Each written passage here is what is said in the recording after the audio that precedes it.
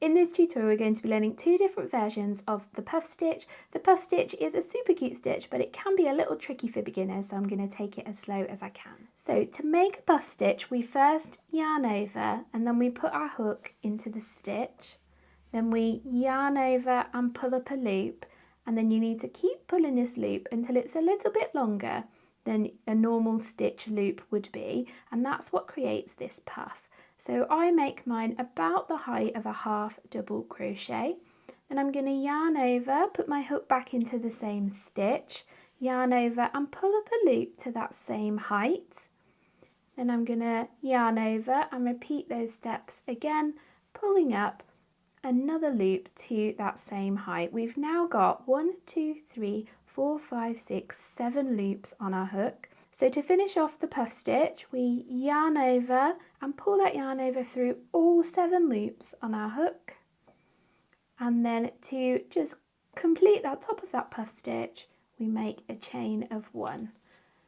And that's the first method of making a puff stitch. I'll show you it one more time because, like I said, it can be a little bit tricky, especially if you're still learning to control your tension.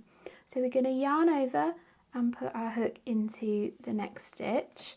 I'm going to yarn over and pull up a loop, and I'm going to yarn over, put my hook back into the same stitch, yarn over and pull up a loop again to that same looser height as that last yarn over and pull through. Then I'm going to yarn over, put my hook back into the same stitch, yarn over and pull up a loop. And now we've got 1, 2, 3, 4, 5, 6, 7 loops on our hook.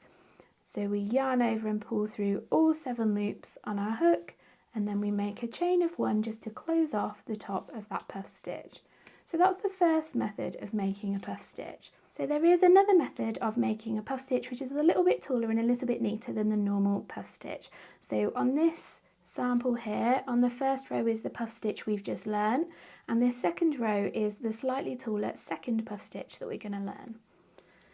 So this puff stitch is worked in the same way as the previous puff stitch with some changes towards the end of the stitch. So I'm going to do my yarn over, put my hook into the stitch, yarn over, pull up a loop to the height I want my stitch to be, yarn over, put my hook into the same stitch, yarn over and pull up a loop to that same height, yarn over, put my hook into the stitch, yarn over and pull up a loop.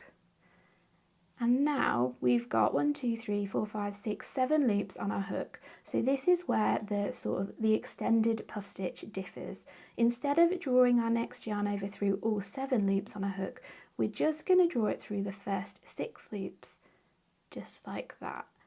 And now we've got 2 loops on our hook, so I'm going to yarn over and pull that yarn over through those last 2 loops on our hook.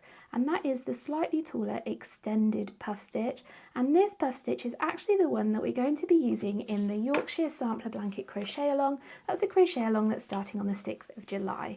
And here are 2 of the squares in that sampler blanket that use puff stitches, and it's also used in the border of the blanket. If you'd like to find out more about the Yorkshire Blanket Crochet Along, then I will pop a link to a video up on the screen and some more info down in the description. I hope you've enjoyed this tutorial, and I will see you next time.